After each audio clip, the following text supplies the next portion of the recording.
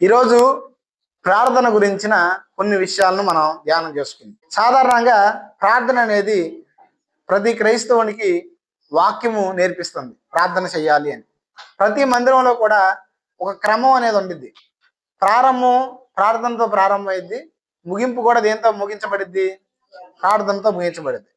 అంటే మన లైఫ్ కూడా జనరల్గా మనం ఉదయం లేకంగానే ఎంత ప్రార్థన చేసుకునే వాళ్ళైనా సరే, ఒకవేళ ప్రార్థన చేసుకునే వాళ్ళు అయినా సరే, చిన్న ప్రార్థన అయినా చేసుకుంటారు. ప్రార్థనతో ప్రారంభమైంది. కనీసం అప్పుడప్పుడన్నా దేవుని తలుచుకుంటూ ఉంటాం, అంటే దాన్ని ప్రార్థన చేయడం. అయితే ఈ ప్రార్థన గురించి చాలా విషయాలు ఖచ్చితంగా మనం తెలుసుకోవాలి.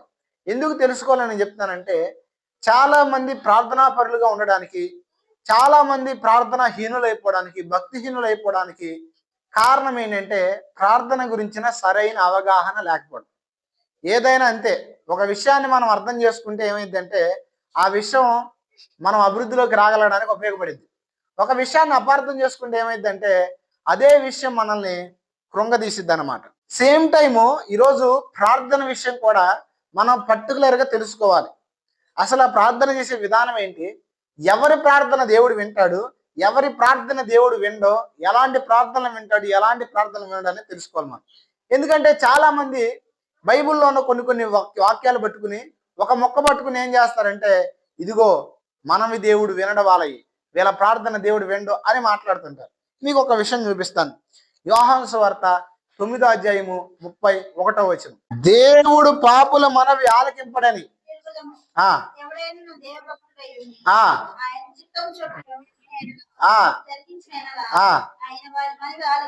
చాలు. ఇప్పుడు చెప్పండి, దీని ప్రకారం దేవుడు ఎవరి మనవి వింటాడు? ఎవరి మనవి వింటాడు? పాపుల మనవి వింటాడా, దైవ భక్తుడి మనవి వింటాడా? సరే, రెండు ఉన్నాయి ఇక్కడ. ఆయన చిత్తం చేసేవాడు దైవ భక్తుడు, రెండోది ఎవరో పాపి. పాపి ప్రార్థన వింటాడా, విండా? చాలా మంది వాక్యం తెలుసు, చాలా మందికి ఈ మాట పట్టుకుని ఏమంటారంటే, పాపంలో ఉన్న వారు చేసే ప్రార్థన దేవుడు విన్నాడు అని చెబుతారు. రెండోది ఏంటంటే, మనలో చిన్న చిన్న బలహీనతలు ఉంటాయి. కొన్ని సార్లు మనం భక్తిహీనతలను గురవుతాం. కొన్ని పరిస్థితులను బట్టి ప్రార్థనా జీవితాన్ని కోల్పోయి, దేవునితో సహవాసాన్ని కోల్పోయి మనలో భక్తిహీనత వస్తుంది. అలా భక్తిహీనత వచ్చినప్పుడు కూడా మనం ఏమనుకుంటామంటే, చాలాసార్లు దేవుడు పాపుల మనవి వినను అన్నాడు కాబట్టి నా మనవి ఏం చేయడు, వినడు అంటాడు. ఇప్పుడు నా ప్రశ్న, మీలో ఎంతమంది పరిశుద్ధులు ఉన్నారు? మీలో ఎంతమంది నేను ప్రార్థన చేస్తే దేవుడు వింటాడన్న కాన్ఫిడెన్స్ లో ఉన్నారు? ఇక్కడ విషయం ఏంటంటే, ఈ వాక్యము దేవుడు వినడు అని చెప్పింది దేని గురించి అంటే, నువ్వు చేస్తే దేవుడు వినడో, బలహీనతలు ఉంటే దేవుడు పట్టించుకోవడానికి కాదు. ఈ వాక్యం చెప్పడానికి ఉద్దేశం ఏంటంటే, చాలా మంది భక్తిహీనతలో ఉండి వారి యొక్క ఆలోచనలు, వారి యొక్క కోరికలను నెరవేర్చుకోవడానికి దేవుడికి మనవి చేస్తారు. మారు మనసు లేకుండా పాపంలో బ్రతుకుతూ వారి యొక్క కోరికలను తీర్చుకోవడానికి దేవుడి దగ్గరికి వచ్చినప్పుడు దేవుడు ఏం చేస్తాడంటే వారి మనవి వినడు. అది ఇక్కడ విషయం.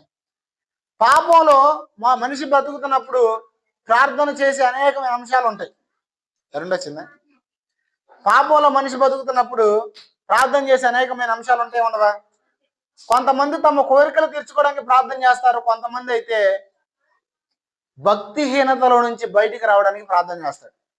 ఇప్పుడు దేవుడు పాపుల మనవి వినకపోతే, దేవుడు పాపం చేసే వాళ్ళ మనవి ఆలకించకపోతే, మరి పాపంలో బ్రతికిన వాడిని, పాపంలో పడిపోయిన వారిని ఎవరు పైకి తీసుకొస్తారు, ఎవరు బయటికి తీసుకొస్తారు? పాపంలో పడిన మనిషిని బయటికి తీసుకురావడం ఏ మనిషి వల్ల కాదు, ఏ మోటివేషనల్ స్పీకర్ వల్ల కాదు, కేవలము దేవుని వల్ల మాత్రమే సాధ్యమైంది. హల్లెలూయా, అవునా కదా? ఇప్పుడు అలాంటిది పాపులు మనవి దేవుడు వినకపోతే, మరి భక్తిహీనతలో ఉన్నప్పుడు ప్రభా నాకు భక్తి జీవితాన్ని దయచేయి, నేను కోల్పోయిన ఆత్మీయతను దయచేయని మీరు ప్రార్థన చేస్తే, ఇప్పుడు మీ ప్రార్థన వింటాడా, విండా? ఖచ్చితంగా వింటాడు. ఎందుకు ఈ మాట రాయబడిందంటే, మనం భక్తిహీనతలో ఉండి కోరుకునే కోరికలు అజ్ఞానం కలిగి మనం కోరుకుంటాం. చాలాసార్లు అసలు మనకేం ప్రార్థన చేయాలో తెలియదు. ఎందుకంటే దేవుణ్ణి అడుగుతాం, కానీ సంపూర్ణమైన జ్ఞానంతో అడగం. కొంతమంది ఎప్పుడు ఇలా అంటూ ఉంటారు ఏంటంటే, నేను దేవుడిని ఏది అడిగినా దేవుడు నాకు ఇవ్వట్లేదు, దేవుడు నాకు చేయట్లేదు, దేవుడు నిజంగా నన్ను ప్రేమిస్తున్నాడా, దేవుడు నన్ను నిజంగా చూస్తున్నాడా అని. కానీ గుర్తుపెట్టుకోవాల్సిన విషయం ఏంటంటే, దేవుడు ఏ సమయంలో ఏది నీకు ఇవ్వాలని తెలుసు. రెండోది ఏంటంటే, నువ్వు అడిగే మనవే నీకు క్షేమమా కాదా అనేది ఆయన కూడా ఆయన తెలుసు. చాలా మంది ప్రస్తుతాన్ని బట్టి మొరపెడతారు దేవుడికి, అవునా కదా? కష్టాల్లో ఉన్నప్పుడు ఏం చేస్తారు చాలా మంది, నన్ను చంపేనైనా, నన్ను తీసుకెళ్ళిపోయా అని అంటారు తట్టుకోలేక. అదే ఇప్పుడు అదే మనిషి తీసుకెళ్ళిపోమని ప్రార్థన చేసిన వ్యక్తి దగ్గరికి ఆ వ్యక్తి సమృద్ధిలో ఉన్నప్పుడు, ఆ వ్యక్తి చక్కగా సుఖశాంతులతో వర్ధిల్లుతున్నప్పుడు దేవుడు ఆ వ్యక్తి దగ్గరికి వచ్చి, మరి అప్పుడు తీసేసుకోమన్నా కదా, ఇప్పుడు వస్తావా అని అడిగితే ఏమంటాడు? బాబు నన్ను బతికిచ్చయ్యా అని హిజ్కియా ప్రార్థన చేసినట్టు ప్రార్థన చేస్తాడు. అంటే మనిషి దేన్ని బట్టి ప్రార్థన చేస్తాడు? తన ఊహను బట్టి, తన ఇచ్చను బట్టి చేసే ప్రార్థన ప్రస్తుత పరిస్థితుల్ని బట్టి చేస్తాడు. అంటే ప్రస్తుతాన్ని బట్టి చాలా మంది ప్రార్థన చేసేవాళ్ళు ఉంటారు, నేను తీసుకెళ్ళిపో, నేను చచ్చిపోతాను, అలా చెయ్యి ఇలా చేయను. కానీ గుర్తుపెట్టుకోవాల్సిన విషయం ఏంటంటే, దేవుడు నువ్వు చేసే మనవిని వినడానికి నీ భవిష్యత్తును చూస్తాడు ఆయన. ఎందుకంటే దేవుడు ఆల్రెడీ నీ భవిష్యత్తును ఎరిగొన్నాడు. దేవునికి ఆల్రెడీ నీ భవిష్యత్తు పట్ల ఒక ప్రణాళిక ఉంది. ఆ ప్రణాళిక తెలిసిన వాడు కాబట్టి ఏం చేస్తాడంటే, నువ్వు మొరపెట్టినప్పుడు కొన్ని నీ మొరలు వినవు. నువ్వు మొరపెట్టినప్పుడు కొన్నిసార్లు మౌనంగా ఉంటాడు. ఆయన మౌనంగా ఉన్నాడు అంటే అర్థం ఏంటంటే, మౌనంగా ఉన్నాడని కాదు, నిన్ను వదిలేశాడని కాదు. ఆయన మౌనంగా ఉన్నాడంటే అర్థం ఏంటంటే, ఆయన చెయ్యాల్సిన కార్యం చేస్తున్నాడని దాని అర్థం. అందుకే ఇక్కడ చెప్తున్నాడు, దేవుడు పాపులు మనం విండో. ఏ విషయాల్లో విండో? వారి కోరికల విషయాల్లో విండో. కానీ భక్తిహీనతలో ఉండి దేవుని సహాయాన్ని కోరుకుని మరలా తిరిగి మారాలి అనుకున్నవాడి ఖచ్చితంగా వారి ప్రార్థన దేవుడు వింటాడు.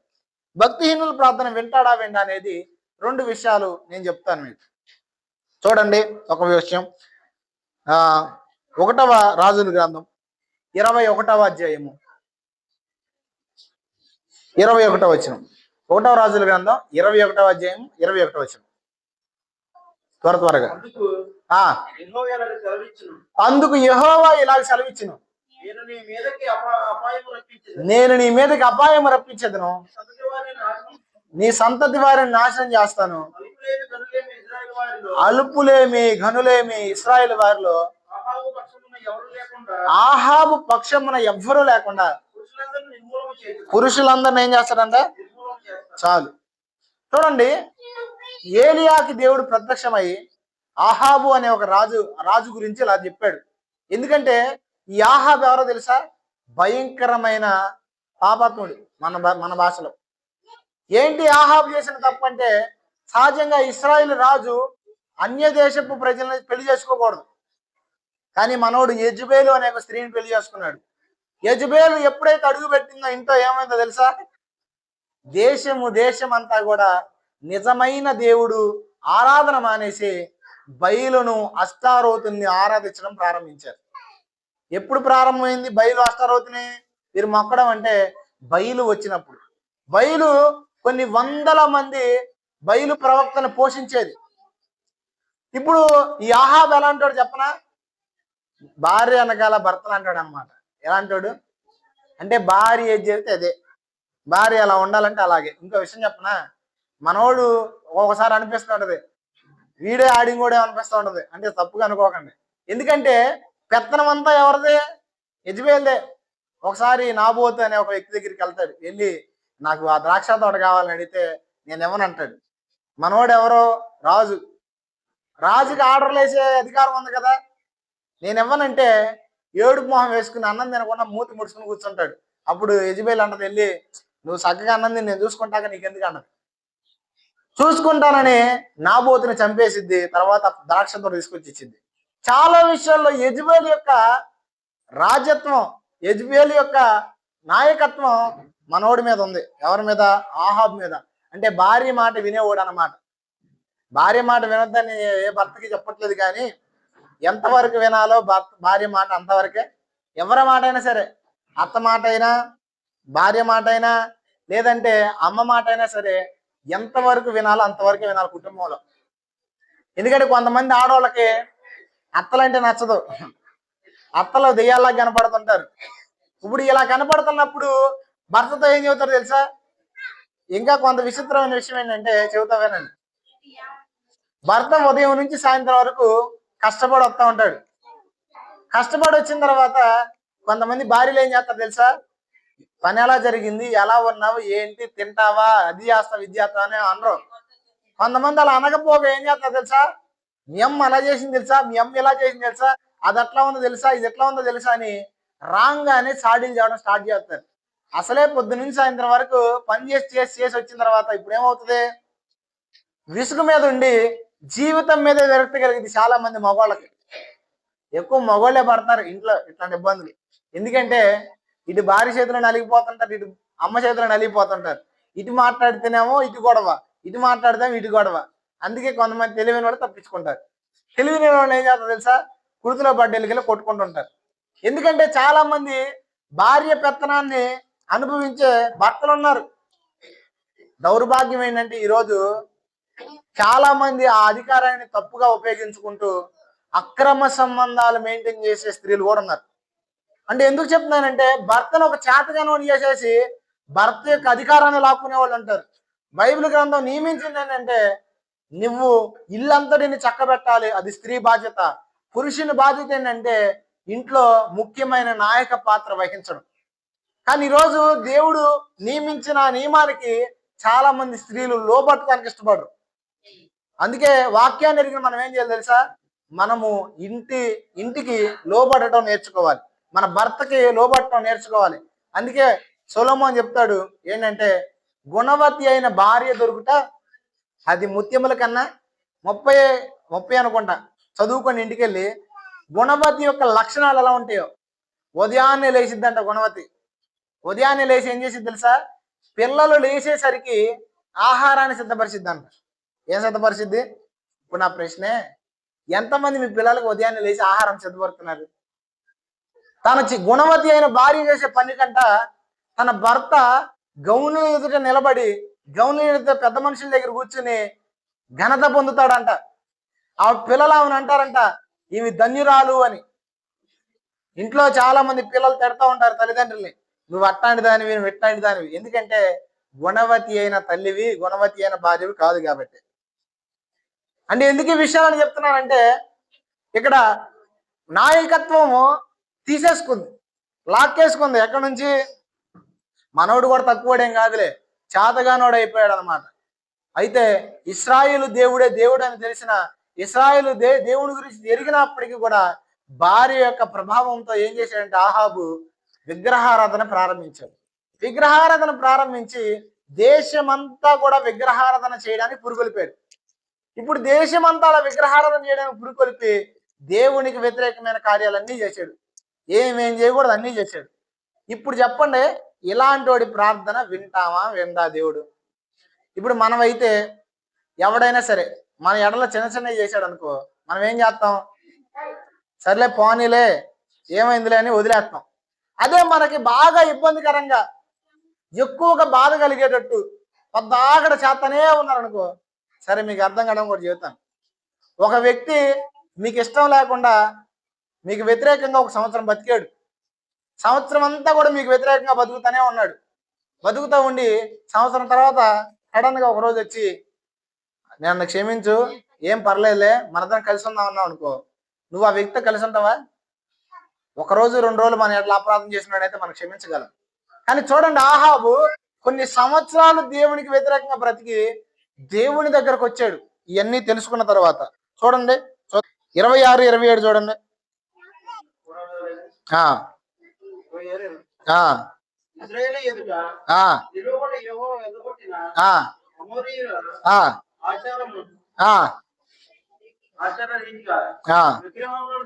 చూడండి ఆచార్యది విగ్రహాన్ని పెట్టుకున్నాడు. 27 చూడండి. ఏ మాటలో ఇప్పుడు వరకు చెప్పాడు దేవుడు, నిన్ను నాశనం చేస్తాను, నీ వంశంలో ఎవరు లేకుండా చేస్తానని చెప్పిన తర్వాత ఇప్పుడు చూడండి, ఆగండి ఒక నిమిషం. ఇక్కడ దేవుడు ఆహాబుని ఎందుకు నాశనం చేస్తాను, తన వంశం లేకుండా చేస్తాను అన్నాడంటే ఆహాబు చేసిన పాపం వల్ల. అంటే దేవుడు ప్రపంచంలో ఎవరిని శిక్షిస్తున్నాడన్న దానికి మెయిన్ రీజన్ ఏంటంటే దేవుడు ఏదో శాడిస్ట్ అయ్యో సైకోయో కాదు.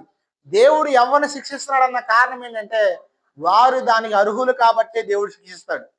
అందుకే ఎప్పుడూ కూడా నాకు ఎందుకు వచ్చింది కష్టం అని ఆలోచించాలి కానీ ఎందుకు పెట్టావని దేవుని దూషించకూడదు. ఎందుకో చెప్పనా, ఎందుకు చేశాడో ఆయన తెలుసు, ఎందుకు వచ్చిందో ఆలోచిస్తే మనకు కూడా అర్థమైంది.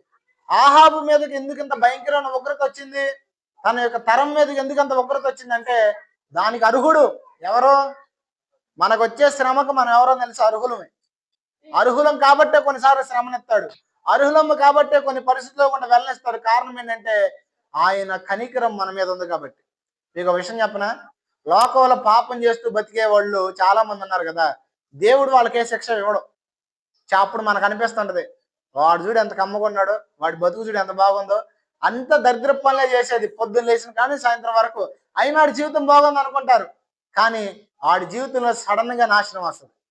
అందుకే వాక్యం చెప్తుంది, ఎన్నిసార్లు గద్దించినాను లోబడిన వాడు హఠాత్తుగా నాశనం అవుతాడంట. ఎలాగా? కానీ మనం చిన్న చేయగానే మన మీద శిక్ష వచ్చేస్తుంటది. చిన్న చేయగానే దేవుడు చూపించేస్తుంటాడు వాటిని.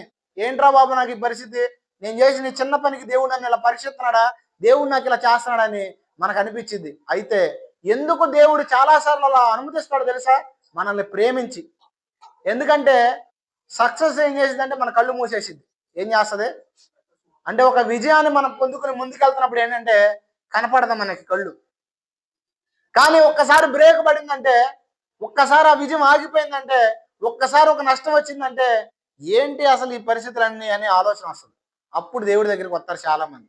అందుకే చూడండి, మనల్ని దేవుడు చాలాసార్లు శ్రమ పెడుతున్నాడు అంటే, కష్టాన్ని అనుమతిస్తున్నాడంటే దేవుడు మనల్ని ప్రేమిస్తున్నాడని అర్థం.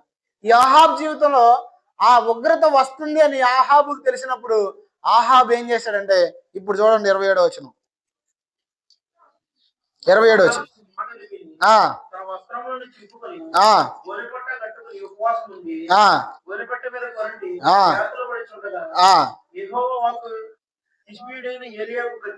చాలు చాలు చూడండి, ఇప్పుడు మనోడు ఇంత భయంకరమైన పాపాలు చేశాడు, ఇంత దుర్మార్గుడు, ఇలాంటి వాడు ప్రార్థన అసలు దేవుడు వినాలా? వినకూడదు మామూలుగా అయితే. కానీ దేవుడి కనికరం చూడండి. దేవుడికి ఉన్న ఒక లక్షణం ఏంటి తెలుసా? ఆయన కనికరం కలిగినోడు. ఎవరు? మన దేవుడు. నీలో ఏ ఏ ఫీలింగ్స్ ఉన్నాయో దుష్టత్వం తప్ప, మనిషిలో ఉన్న అన్ని ఫీలింగ్స్ దేవుడి నుంచే వచ్చినాయి. ఎందుకంటే మనుషుల్ని సృష్టించింది ఆయనే కాబట్టి. మనిషిలో ఉన్న చెడ్డ లక్షణాలు దేవుడి నుంచి రాలా, అవి అపవాది అధికారం వలన పుట్టినాయి మనలో. పాప నియమం దేవుడి నుంచి రాలా, పాప నియమము అపవాది అధికారం నుంచి పుట్టుకొచ్చింది. అయితే నీలో ఎలా కనికరం ఉందో నీ పిల్లలను ఇప్పుడు చూడండి. మా బుడ్డోడు నా దగ్గరకు వచ్చినప్పుడు బోల్డ్ పాఠాలు నేర్చుకున్నాను నేను. అసలు దేవుడు ఎలా మెలుగుతాడో ఒక మనిషితో అని. ఇవిడాడు నవ్వుతా ఉన్నప్పుడు మనతో చక్కగా ఉన్నప్పుడు మనం ఏం చేస్తాం? మీ పిల్లలే ఉన్నారనుకోండి, మీతో బాగుంటారు, చక్కగా మీతో ఆడుకుంటున్నారు. ఆడుకున్నంతే మీరు ఏం చేస్తారు? కొడతారా? ఆడుకుంటే నవ్వుతారు, చక్కగా సంతోషంగా ఉంటారు. కానీ పిల్లలు భయంకరంగా మీకు వ్యతిరేకమైన పనులు చేస్తున్నారు, ఇంట్లో ఎన్ని బాగలు కొడుతున్నారు, ఆ గాలు చేస్తున్నారు, అల్లరి చేస్తున్నారు. ఫస్ట్ ఏం చెబుతారు? అలా చేయొద్దు నాన్న, చేయొద్దు, మంచిది కదని చెబుతారు. వింటారు, చూస్తారు. ఇప్పుడు గనక మీరు చెప్పే మాట వినకపోతే ఏం చేస్తారు? మీరైతే ఏం చేస్తారు? నేనైతే 2 పీకుతా. 2 పీకంగానే ఏడుస్తారు. ఏడవంగానే ఏడితే ఏడు అని ఆడ పడేసి వెళ్ళిపోతారా? మీరే కొట్టి ఏం చేస్తారు తెలుసా? దగ్గర తీసుకుంటాను. నేనైతే మా బుడ్డాడు అదే కోపం వచ్చినప్పుడు 2 పీకుతాను. పీకినప్పుడు బాధ అనిపిస్తుంది. మళ్ళీ రే ఏంటి అనవసరం కొట్టాను నేను. అప్పుడు మళ్ళీ దగ్గర తీసుకుంటే వాడు మళ్ళీ నా దగ్గరకు వస్తాడు. అంటే ఎందుకు చెప్తున్నానంటే మనుషులుగా మనలో ఈ ఫీలింగ్స్ ఉన్నాయి, కనికరం ఉంది, జాలిపడే మనసు ఉంది. సేమ్ టైము దేవుళ్ళలో కూడా జాలిపడే మనసు ఉంది. ఉందా లేదా? సేమ్ టైము మనుషుల్లో ఏముంది? జాలిపడే మనస్తత్వం ఉంది. అలా జాలి పడతాం, మనం దగ్గర తీసుకుంటాం. అలాగే దేవుడు కూడా ఏం చేస్తాడు తెలుసా? కొట్టినప్పటికీ కూడా, శ్రమ అనుమతించినప్పటికీ కూడా నువ్వు ఆయన దగ్గరికి వెళితే, నువ్వు తగ్గించుకుంటే ఏం చేస్తాడు తెలుసా? నిన్ను మరలా దగ్గర తీసుకుంటాడు. మనోడు ఉపవాసం ఉండి ఏడుతున్నాడు, బాగా బాధపడుతున్నాడు, ఇంత పాపం చేసినప్పటికీ కూడా ఎప్పుడైతే మనలో పశ్చాత్తాపం కలిగిందో మనోడికి, అప్పుడు దేవుడు మాట్లాడుతున్నాడు. చూడండి తర్వాత కింద వచనాలు. చూడండి, దేవుడు అంటున్నాడు ఆహాబు నాకు భయపడి, అంటే అప్పటి వరకు భయపడాల మనోడు. కానీ ఎప్పుడైతే దేవుని ఉగ్రత ఆహాబు మీదకి వస్తుందని ఆహాబు తెలుసుకున్నాడో, అప్పుడు ఆహాబుకి ఏమొచ్చింది? వినయం వచ్చింది, భయం వేసింది. అయితే ఇప్పుడు దేవుడు ఏం చేస్తున్నాడు? భయం వేసింది అని జాలి పడుతున్నాడు. ఎవరి మీద? తర్వాత ఆ చూడండి, దేవుడు ఏం చేస్తాడు తెలుసా? తన యొక్క మనవిని చూశాడు, తన యొక్క హృదయాన్ని చూశాడు, చూసి అపాయము రాకుండా చేశాడు. ఆ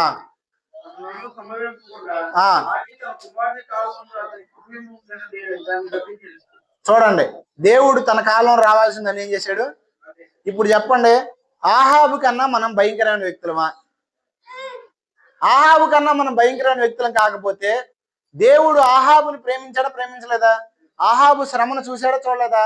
ఆహాబు శ్రమనే దేవుడు చూస్తే నీ శ్రమను దేవుడు చూడలేదా? ఆహాబు ప్రార్థనే దేవుడు వింటే నీ ప్రార్థన దేవుడు విండా? చాలా సార్లు మనం అతిక్రమాలు చేసినప్పుడు మనలో వచ్చేది ఏంటి తెలుసా? అపరాధ భావం పుడుతుంది. ఇక నేను తప్పు చేశాను, నాలో పాపం ఉంది, దేవుడు నా ప్రార్థన వినడం, ఇక దేవుడు నా మనవి అంగీకరించడానికి చాలా మందిలో ఒక ఫీలింగ్ ఉండి ఈరోజు ప్రార్థనా జీవితాన్ని కూడా కోల్పోయారు. ఇక్కడ గుర్తుపెట్టుకోవాల్సిన విషయం ఏంటంటే, నువ్వు ఏ స్థితిలో ఉన్నా సరే దేవుడు నీ ప్రార్థన వింటాడు. నువ్వు పాపంలో పడిపోయినా, నువ్వు అగాధంలోకి వెళ్ళిపోయినా, అగాధపు లోతుల్లో నుంచి కూడా నువ్వు మాట్లాడేది దేవునికి వినపడుతుంది.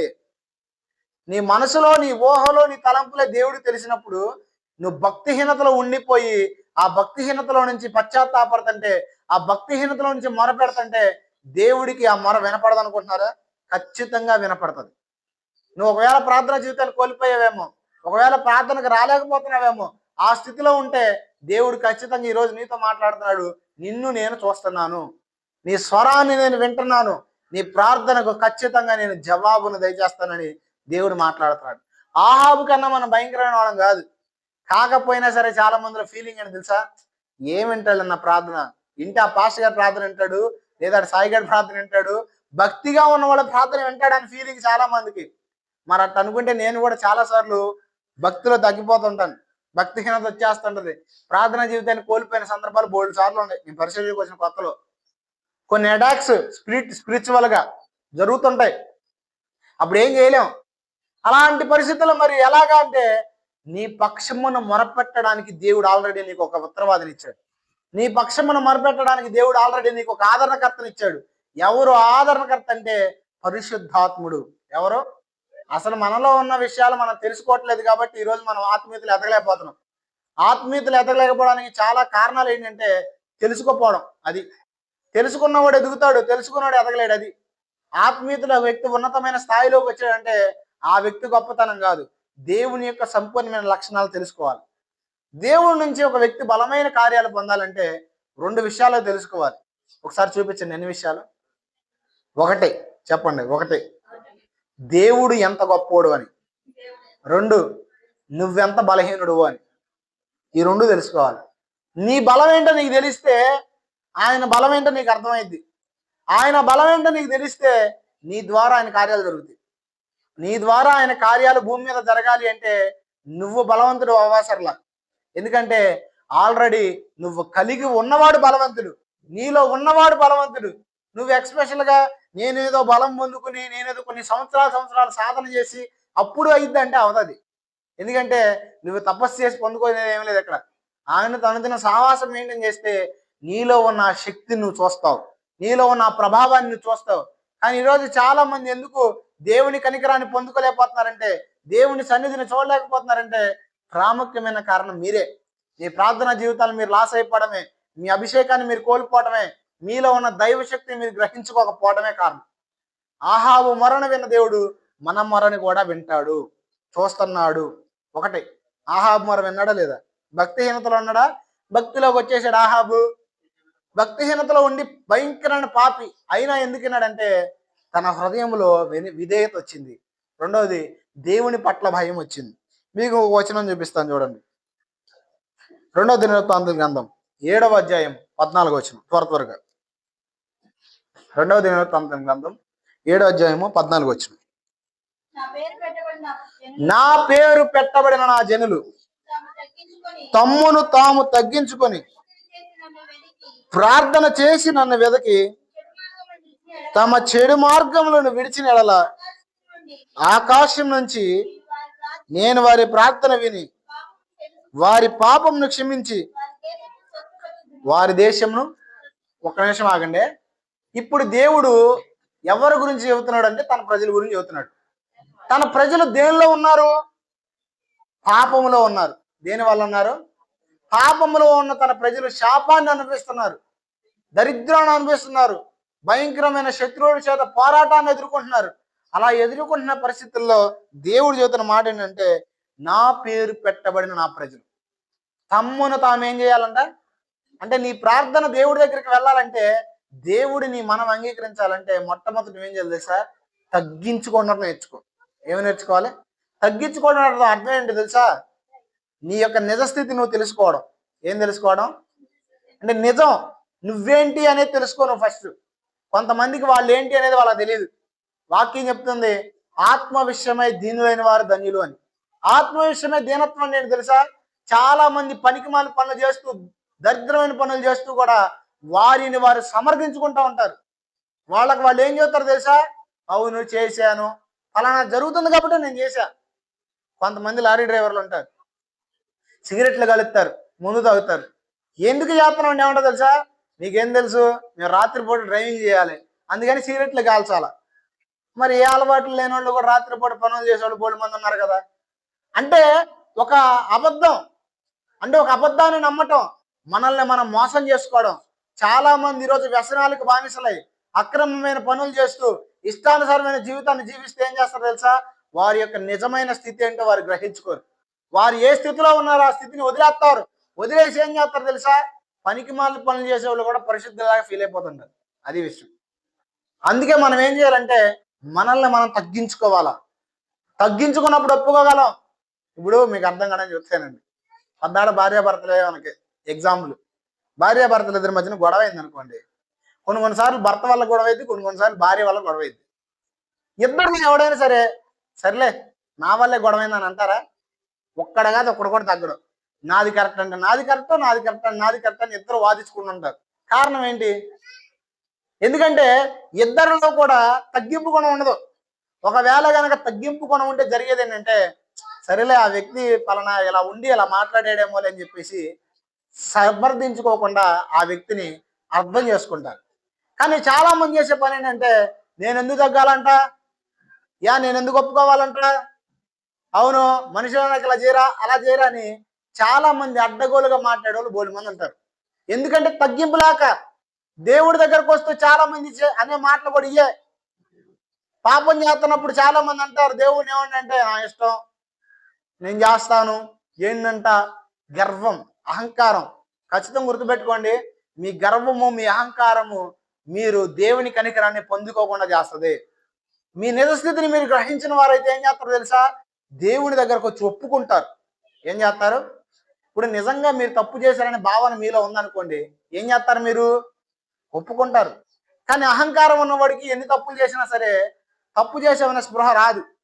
అందుకే ఉన్నవన్నీ ఊడిపోయిన తర్వాత అప్పుడు అర్థమైంది, అరే నేను అలా చేయకుండా ఉన్నా బాగుండే అని. చాలా మంది భార్యాభర్తలు ఉంటారు. ఒక ఆవిడ చెబుతుంది, మీ భార్యకి మీ భర్తలకి ఎంత గొడవైనా సరే అక్కడికక్కడ సరి చేసుకుని తప్ప ఎప్పుడు కూడా విడిపోవద్దు అని ఒక ఆవిడ మొన్న ఏడుస్తా సాక్ష్యంలో చెప్తుంది. ఎందుకు సాక్ష్యంలో చెప్తుందంటే, తన భర్తకి తన భార్య భర్తల మధ్యన ఏదో చిన్న గొడవ అయిందంట. గొడవ అయితే ఈ అమ్మాయి డాక్టర్ వచ్చేసిందంట. ఇంట్లో వాళ్ళ మాటిని పెద్దవాళ్ళు అన్నారంట, వచ్చే ఆడే వస్తాడు వెనకాల అన్నారంట. ఆయన రాలా. ఇప్పటికి ఎన్ని సంవత్సరాలు అయింది తెలుసా? 10 సంవత్సరాలు అయింది. అప్పుడు ఆమె చెబుతుంది, అప్పుడు చేసిన నేను ఒక చిన్న నిర్ణయం వల్ల, అప్పుడు నేను చేసిన ఒక చిన్న పొరపాటు వల్ల ఈరోజు మా కుటుంబం విడిపోయింది. మీరు తగ్గించుకోండి మీ ఫ్యామిలీ లైఫ్లో అని చెబుతుంది. అంటే ఎందుకు చెప్తున్నానంటే, మనం ఎప్పుడైతే మన స్థితిని మనం గ్రహించుకుని తగ్గించుకుంటామో, మాట వినాలి అనే స్వభావాన్ని కలిగి ఉంటామో, అప్పుడు జరిగేది ఏంటంటే మనం ఒప్పుకుంటాం మన స్థితిని. అందుకే ఇక్కడ అంటున్నాడు, నా పేరు పెట్టబడిన జనులు తమ్మును తాము తగ్గించుకోవాలి. ఫస్ట్ మీలో ఎవడ ప్రార్థన చేయడానికి వెళ్ళాలన్నా, మీ ప్రార్థన వినబడాలన్న దేవుడికి ఫస్ట్ మీ పాపాలు ఒప్పుకోండి. ఏం చేయండి? అవును, అంతేనా కాదా? దేవుడు యెషయా గ్రంథంలో ఏం చెబుతున్నాడు? మీకు నాకును మీ దోషములే అడ్డుగోళ్ళగా. అంటే మీరు మొరపెట్టేవి ఎందుకు వింటలే దేవుడు? ఆయన ఒక మాట అంటాడు, రక్షింప నేరకుండా హస్తము కొరచకాలేదు, విన నేరకుండా నా చెవులు మందం కాలేదు. మరి ఎందుకు మీ ప్రార్థన నాకు వినపడట్లేదంటే, మీ పాపములే మీ దోషములే మీకు నాకు అడ్డుగోడలుగా. కొంతమందికి ఎంత ప్రార్థన చేసినా రెస్పాన్స్ రాదు, ఎంత ప్రార్థన చేసినా స్వస్థత రాదు. ఎంత ప్రార్థన చేసినా విడుదల కలగదు. కారణం ఏంటంటే దేవుడి శక్తిలో లోపం కాదు, మన ప్రార్థనలో లోపం కాదు, చేయబడుతున్న ప్రార్థన ఏ వ్యక్తి నిమిత్తం అయితే చేస్తున్నామో ఆ వ్యక్తి మీద ఉన్న పాపాల వల్లే. అందుకే ఫస్ట్ ఏం చేయాలి తెలుసా? నేనైతే ఉపవాసం ఉన్నప్పుడు కానీ, ప్రార్థనకు వెళ్ళాల్సినప్పుడు కానీ, కొంతమంది ప్రార్థనా జీవితం ఎందుకు ఆగిపోయిందో చెప్పనా? ప్రార్థనా జీవితం ఆగిపోవడానికి కూడా కారణం పాపమే. పాపం చేసేవాడు ప్రార్థన చేయలేడు, ప్రార్థన చేసేవాడు పాపం చేయలేడు. బాగా గుర్తుపెట్టుకోండి. ఒకసారి చెప్పండి. ప్రార్థన చేసేవాడు పాపం చేయలేడు, పాపం చేసేవాడు ప్రార్థన చేయలేడు. నువ్వు ప్రార్థన చేయలేకపోతున్నావు అంటే అర్థం ఏంటంటే నువ్వేదో సంథింగ్, నీలో పాపం ఉంది, నీలో ఏదో దోషం ఉంది. తూతూ మంత్రంగా ప్రార్థన చేయడం గురించి నేను చెప్పట్లా. ప్రార్థనా జీవితాన్ని కలిగి ఉండడం కోసం, ప్రార్థన వీరులుగా మార్చబడటం కోసం చెప్తున్నా. అందుకే మనం ప్రార్థనకి వెళ్ళేటప్పుడు ఏం చేయాలంటే ఒప్పుకోవాలి. ఫస్ట్ మన పాపాలు ఒప్పుకోవాలి. అలా ఒప్పుకొని, అందుకే అంటున్నారు తను తగ్గించుకుని ప్రార్థన చేసి, మన పాపాలు ఒప్పుకొని మనం ప్రార్థన చేసి, చూడండి వెతకాలి దేవుణ్ణి. ఏం చేయాలి? ఇప్పుడు చూడండి, ఫస్ట్ మన స్థితిని మనం గ్రహించుకోవాలి, మన పాపాలు ఒప్పుకోవాలి. ఒప్పుకొని ఏం చేయాలి? దేవుని వెతకాలి. ఇప్పుడు చూడండి, చెడు మార్గాన్ని ఏం చేయాలి అంటే ఎప్పుడైతే మన స్థితి మనకు తెలిసిద్దో, అసలైన భక్తి అంటే ఏంటి తెలుసా? భక్తి అంటే చర్చికి రావడం, భక్తి అంటే ప్రార్థన చేయడం, భక్తి అంటే ఏదో ఉపవాసం ఉండడం. ఉపవాసం ఉన్నంత మాత్రాన భక్తి కాదు, చర్చికి వచ్చినంత మాత్రాన భక్తి కాదు, దేవుడి పేరు చెప్పుకొని తిరిగినంత మాత్రాన భక్తి కాదు. నిజమైన భక్తి అని నేను చెడుతానని వదిలేయడం. మనిషిగా పుట్టిన ప్రతి ఒక్కళ్ళు ఏముంది? ఉందా లేదా? లేదంటే కనుక మీరు బండలైనా ఉండాలి, పిచ్చోళ్ళైనా ఉండాలి. ఎందుకంటే చెడుతనం ప్రతి మనిషిలో ఉంది. అది ఏదో ఒక రకంగా ఉంటుంది. కొంతమందిలో అసూయ, కొంతమందిలో ద్వేషం, కొంతమందిలో కోరికలు, కొంతమంది రూపంలో వ్యసనాలు, ఇలా రకరకాలుగా అందరిలో ఉంటాయి చెడుతనం. అయితే నిజమైన భక్తి అంటే ఏంటంటే చెడుతనాన్ని వదిలేయడమే నిజమైన భక్తి. యోబు గురించి ఒక మాట రాసింది చూడండి. యోబు గ్రంథం 1వ అధ్యాయము 1వ వచనం, త్వరగా. యోబు గ్రంథం 1వ అధ్యాయం 1వ వచనం. చూడండి, యోబు అనే ఒక మనుషుడు ఉన్నాడు. అతడు యథార్థవంతుడు, న్యాయవంతుడు. ఆగండి, దేవుని యందు భయభక్తులు కలిగి చెడుతనాన్ని ఏం చేశాడు అంటే, చెడుతనం అనేది ఎవరిలో ఉంది? యోబులో కూడా ఉంది. అయితే నిజమైన భక్తిపరుడు ఎవరో తెలుసా? చెడుతనాన్ని వదిలేసినాడు. ఎందుకు నీ ప్రార్థన దేవుడు వింటలేదు తెలుసా? ఎందుకు నీ ప్రార్థనకి జవాబు రావట్లేదు తెలుసా? నీలో ఉన్న చెడుతనాన్ని బట్టే. ఫస్ట్ దాన్ని వదిలే, ఫస్ట్ దాన్ని విడిచిపెట్టు. అలా విడిచిపెట్టడానికి దేవుడు నీకు సహాయం చేస్తాడు. అలా నువ్వు వదిలేసినప్పుడు ఏమైందంటే, చూడండి, ఇప్పుడు వారి పాపమును క్షమిస్తాడంట. దేవుడు ఏం చేస్తాడు అంటే, నీ మీదకు దరిద్రం రావడానికి ఏంటిది కారణం? నువ్వు చేసిన పాపమే. శాపం రావడానికి కారణం ఏంటి? పాపమే. మీరు బాగా గుర్తుపెట్టుకోండి, ఎవరి కుటుంబంలో శాపాన్ని అనిపిస్తున్నారంటే దేవుడు ఏదో శాడిస్ట్ అయ్యి సైకో అయ్యి వాడి మీదకి రానివ్వడదండి. దాన్ని రానిచ్చాడు అంటే దానికి కారణం నువ్వే. అది నీ ఇంట్లోకి వచ్చిందంటే దానికి కారణం నువ్వే. ఇప్పుడు మీ ఇంట్లోకి ఎవరైనా వస్తున్నారనుకోండి, తలుపులన్నీ లోపల మీరు పెట్టేసి గడి పెట్టుకున్న గడ లోపల రాగలుగుతారా? మీరు తలుపు తీస్తే నాకు వచ్చేది. సేమ్ టైము మీరు ద్వారాలు తెరవకుండా ఎవ్వరూ కూడా మీ ఇంట్లోకి రాడు. అలాగే మీరు పాపాన్ని అనిపిస్తున్నారన్నా, శాపాన్ని అనిపిస్తున్నారన్నా, దరిద్రాన్ని అనిపిస్తున్నారన్నా, ఆశీర్వాదాన్ని పోగొట్టుకున్నారన్న దానికి కారణం మీరే. ఇప్పుడు మీరేం చేయాలి? మిమ్మల్ని మీరు పరిశీలన చేసుకుని, మిమ్మల్ని మీరు తగ్గించుకుని, చెడుతనాన్ని వదిలేసి దేవునికి అప్పగించుకుంటే మీ మీద ఉన్న పాపాన్ని దేవుడు క్షమిస్తాడంట. మీరు బాగా చెబితే ఒక విషయం వినండి. మీరు చేసే ప్రతి పాపం ఏమైందంటే, పాపం చేసిన వెంబడే మనిషి ప్రతిఫలం ఎప్పుడు రాదు. ఇప్పుడు నేనున్నాను, ఒక చిన్న చెడుతనం చేశాను, చేసిన వెంబడే ఏది రాదు. చేసిన వెంబడే రాకపోక ఏమైందంటే, పాపంలో కంటిన్యూ అవుతున్నప్పుడు అది ఒక టైం వచ్చేసరికి పక్వానికి వచ్చింది. అందుకే ఒక మాట రాసింది, దురాశ గర్భమును ధరించి పాపమును కనగా పాపము పరిపక్వమై, అంటే పాపము మరణాన్ని కనిద్ది. ఎప్పుడు కనిద్ది అంటే పరిపక్వం అయినప్పుడు. నువ్వు చేసే క్రియలన్నీ ఏమైతే తెలుసా? ఒక్కరోజు ఎఫెక్ట్ కొడుతుంది. ఆ ఒక్క ఎఫెక్ట్ కొంతమందికి జీవితాన్ని కోల్పోవడం అయింది, కొంతమంది జీవితాంతం దరిద్రాన్ని అనిపించడం అయింది. కొంతమంది బుద్ధిమంతులైతే దేవుని దగ్గర పశ్చాత్తాపడి వారి చెడుతనాన్ని విడిచిపెడితే అంతటితోనే వారి చెడుతనానికి ముగింపు వచ్చింది, అంతటితోనే వారి పాపానికి ముగింపు వచ్చింది. అందుకే మనం ఏం చేయాలంటే, ఏదో కొద్దిగా మారాంలే, ఏదో పూర్తి బాగున్నాంలే, ఏదో అంతకు ముందు కన్నా ఇప్పుడు పర్లేదు అనే టైప్లో ఉండకూడదు. పూర్తిగా మార్చుకోవాలి, పూర్తిగా మారాలా. అలా పూర్తిగా మారినప్పుడు ఏమైతే తెలుసా? జీవితంలో ఉన్న దరిద్రం పోయిద్ది, శాపం పోయిద్ది. వారి పాపాన్ని దేవుడు క్షమించి ఏం చేస్తాడు చూడండి, వారి పాపంను క్షమించి వారి దేశాన్ని ఏం చేస్తాడంట.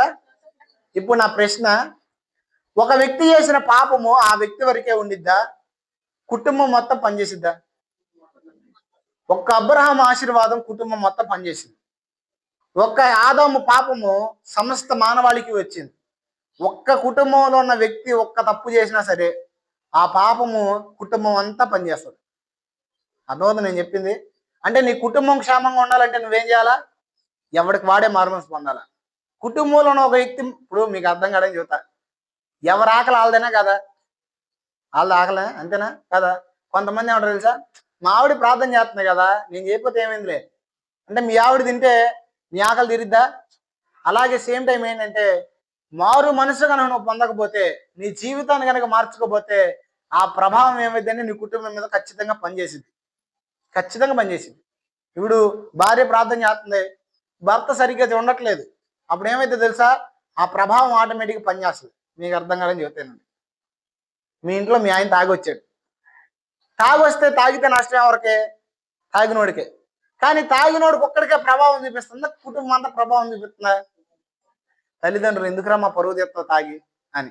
భార్య, నీ మగం నాకు చూపించుకో తాగొస్తే అని భార్య. అంటే ఇప్పుడు వీడి తాగితే ఎంతమందికి ఎఫెక్ట్ పడుతుంది? అలాగే నువ్వు చేసే పాపం ఎంతమందికి చూపించింది తెలుసా? నీ కుటుంబము, నీ పిల్లలు అందరూ శాపగ్రస్తులు రావడానికి కారణం ఇది. ఆకాను తెలుసు కదా మీకు. ఆకాను ఒక్కడు ఏం చేస్తాడు? దొంగతనం చేస్తాడు. ఒక్క ఆకాను దొంగతనం తన కుటుంబం మొత్తం నాశనం అవడానికి కారణమైంది. అందుకే మనం ఏం చేయాలంటే, కుటుంబం అంతా సంపూర్ణంగా మారు మనసు పొందడానికి సిద్ధపడాలి. కుటుంబం అంతా మారాలి. చూడండి, వీళ్ళు ఒక్కళ్ళ పాపం చేసినందుకు, వీళ్ళు కొంతమంది పాపం చేసినందుకు దేశమంతా దరిద్రం వచ్చింది, దేశమంతా శాపగ్రస్తం అయిపోయింది. అందుకేమంటున్నాడంటే, వారి పాపాన్ని ఒప్పుకొని చెడు మార్గాన్ని విడిచిపెట్టి దేవుడి దగ్గర పశ్చాత్తాపడితే వారి దేశం అంతటిని బాగు చేస్తానంటున్నాడు. అదేనా అన్నాడు అక్కడ? వారి పాపంను క్షమించి వారి దేశంను ఏం చేస్తానంటున్నాడు. అంటే నీ ప్రార్థన దేవుడు వినాలంటే, నీ మొర్రకి దేవుడు ప్రతిఫలం ఇవ్వాలంటే ఏం చేయాలి? నువ్వు నీ పాపాన్ని ఒప్పుకో. ఏం చేయి? ఇంకొక విషయం చెప్తాను. ఇప్పుడు చాలాసార్లు మన దృష్టికి మనం ఎలా ఉంటామంటే, విలువైన వ్యక్తులుగా ఉండం. ఎలా ఉండం అంటే, దేవుడి దృష్టికి మనం విలువైన వాళ్ళమే. దేవుడు మనల్ని ఏం చేస్తాడంటే విలువైన వ్యక్తిగా చూస్తాడు. కానీ మనం ఏమనిపిస్తుందంటే, ఏముంది నాదేముంది, నేను పరిశుద్ధురాలు కదని ఫీలింగ్ వస్తుంది. కానీ గుర్తుపెట్టుకోండి, మీరు పరిశుద్ధులైనందుకు దేవుడు మీ ప్రార్థన వింటలా. అలా అనుకుంటే ప్రపంచంలో దేవుడు ఎవరి ప్రార్థన కూడా వినకూడదు. ఎందుకంటే మనిషిలో ఖచ్చితంగా దేవుడు ఆశించినంత పరిశుద్ధత అందరిలో ఉండదు. ఇప్పుడు దేవుడు అన్నాడు, మిమ్మల్ని పరిపూర్ణమైన పరిశుద్ధులుగా చూడాలని నా ఫీలింగ్. కానీ మనం చచ్చిపోయే లోపు మారుతాం తప్ప ఒకసారి రాదు. ఇప్పుడు దేవుడు కోరుకున్నంత నేను కూడా లేను. డైరెక్ట్గా చెప్పాలంటే నాలో కూడా ఇంకా చాలా మారాలా, నాలో ఇంకా వదిలేయాలని చాలా ఉన్నాయి. నేను ఇంకా దేవుడికి చాలా లోపడాలా.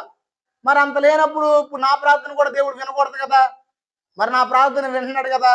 ఎందుకు వింటున్నాడంటే, దేవుడు ఆశించినంత పరిపూర్ణత, పరిపక్వత మనలో లేకపోయినప్పటికీ కూడా దేవుడు చెప్పిన దాన్ని అనుసరించే మనసు ఉందా లేదా అనేది చూస్తాడు.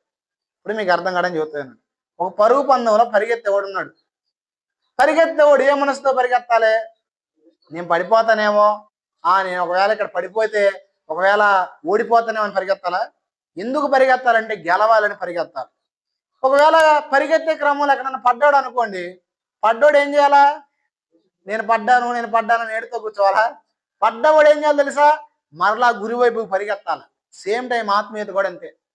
కొన్నిసార్లు మనం పడిపోవచ్చు, కొన్నిసార్లు మనం దిగజారిపోవచ్చు, కొన్నిసార్లు మనం భక్తిహీనతకు రావచ్చు. అయితే మరలా తిరిగి దేవుని దగ్గరికి రావాలని ఆశ ఉండాలి.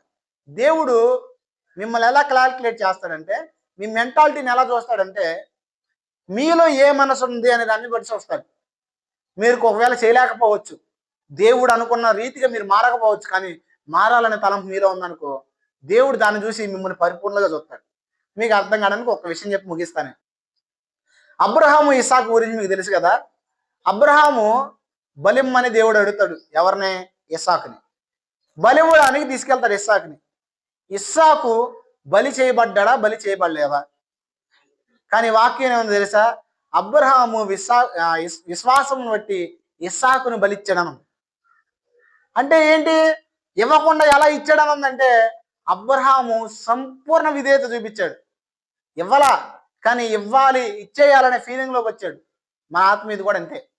మనం పరిపూర్ణ పక్వతలోకి రాకపోయినా రావాలి, నేను నా దేవుడు చెప్పింది చెయ్యాలి అనే స్పృహ మీలో ఉంటే దేవుడు మిమ్మల్ని అలా చూస్తాడు అనమాట. అర్థమవుతుంది కదా? కాబట్టి దేవుడు అందరి ప్రార్థన వింటాడు. నువ్వు భక్తిహీనంగా ఉన్న ప్రార్థన వింటాడు, నువ్వు భక్తి లేని వాళ్ళ ప్రార్థన వింటాడు, అందరూ వింటాడు. ఫస్ట్ ఆహాబు గురించి ఒకరి గురించి చెప్పా. రెండోది టచ్ చేస్తా చెప్పలే గారి దావీదు కూడా భక్తుడే, కానీ పాపం చేశాడు. పాపం చేసినప్పుడు స్థిరమైన మనసు కోల్పోయాడు. గుడ్డితనం వచ్చేసింది దావీదుకి. మీకు ఒక విషయం చెప్పనా? బెత్షెబాతో పాపం చేసి తన భర్తను చంపి ఇంచుమించుగా ఒక బిడ్డ పుట్టి చచ్చిపోయాడంట. ఒక బిడ్డ పుట్టడానికి ఎన్నాళ్ళు పట్టింది? ఇంచుమించు 9 నెలలు. ఇప్పుడు ఒక సంవత్సరం వేసుకోండి. సంవత్సరం వరకు కూడా దావీదు చేసింది తప్పని దావీదు తెలియలేదా? తెలియలా. ఎందుకో తెలుసా? పాపం మనిషికి గుడ్డితనాన్ని కలగజేస్తుంది. అందుకే తాగేవాడు ప్రశాంతంగా తాగగలుగుతున్నాడు, తప్పు చేసేవాడు ప్రశాంతంగా చేయగలుగుతున్నాడు. కారణం ఏంటంటే తప్పు చేసే ప్రతి ఒక్కరికి తప్పు ఏం చేసిందంటే గుడ్డితనాన్ని ఇచ్చింది. ప్రవక్త ద్వారా హెచ్చరించబడినప్పుడు ఏం చేశాడంటే దావీదు పశ్చాత్తాపడి చేస్తున్న ప్రార్థనే 51వ కీర్తన. ఇంటికెళ్ళి చదువుకోండి.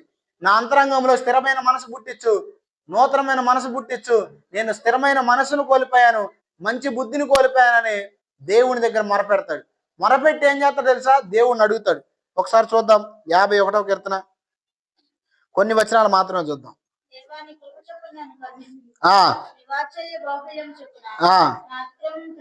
చూడండి, అతిక్రమాలు ఏం చేయమంటున్నాడు? తుడిచేయండి అని ఒక మాట అంటున్నాడు. చూడండి, ఒక విషయం మీకు చూపిస్తాను. 12వ వచనం, సరే 10వ వచనం, 10వ వచనం నుంచి చూడండి. చూడండి, శుద్ధ హృదయం ఉందా దావీదులో? లేదు. అందుకే దావీదు అడుగుతున్నా, నా యందు శుద్ధ హృదయాన్ని కలగజేయి. నా అంతరంగంలో స్థిరమైన మనసు ఏం చేయి అంటే స్థిరమైన మనసు ఉందా? కోల్పోయింది. కొంతమందికి స్థిరం ఉండదు. కొన్నాళ్ళు ప్రార్థన చేస్తారు, కొన్నాళ్ళు ప్రార్థన చేయరు. ప్రార్థన నడిచిద్ది, మళ్ళీ ప్రార్థన నడవదు. వాక్యం చదువుతారు, మళ్ళీ తర్వాత వాక్యం చదవలేరు. కారణం ఏంటంటే వారిలో స్థిరత్వాన్ని కోల్పోతారు వాళ్ళు. కారణం పాపం. ఇప్పుడు ఇలాంటి స్థితిలో ఉన్న దావీదు ఏం అడుగుతున్నాడంటే, నాలో స్థిరత్వాన్ని కలగజేయి, స్థిరమైన మనసును పుట్టించు.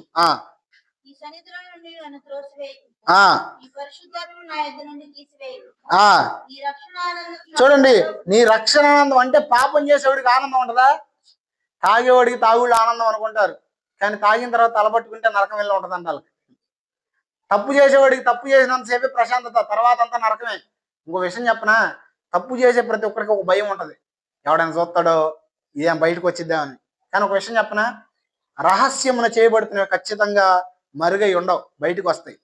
చీకటిలో చేయబడుతున్న కార్యాలు వెలుగులోనికి తీసుకొస్తానని దేవుడే చెప్పాడు. అందుకే ఒక మనిషి కనుక ఎప్పుడైనా తప్పు చేస్తే ఆ తప్పు దాయబడదు, ఎప్పుడైనా బయటకు వచ్చింది. అందుకే మనం రహస్యంలో చేస్తున్న ఎవరు చూడలేదు అనుకోకూడదు, ఖచ్చితంగా ఇవి బయటకు వస్తాయి.